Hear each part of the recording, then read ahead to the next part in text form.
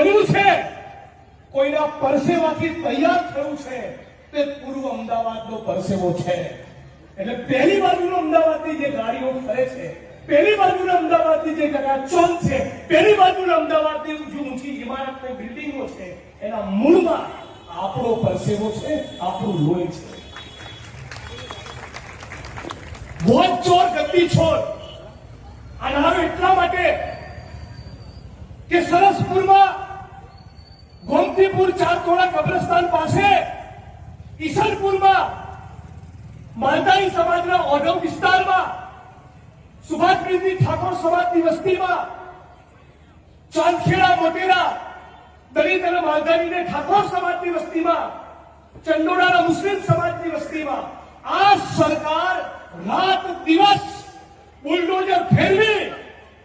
તમને નેસ્તો નાબૂદ કરી, તમારી આખી જિંદગીની પાઈ જોડીને તમે જે કાચું ઝૂંપડું કે 2 માળનું મકાન બનાવ્યું કે 1 રૂમ રસોડાનું ઘર બાંધ્યું, આ તમામ તોડીને તમને નવરા કરે છે. અને એ છતાં આ સરકારને બીક એટલા માટે નથી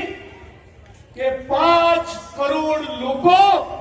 જેણે વોટ નથી આપ્યા એના પણ વોટોની કાનૂન અને બંધારણના ધજિયા ઉડાડીને ગણતરી કરીને નરેન્દ્ર મોદી આ દેશનો પ્રધાનમંત્રી થયો છે.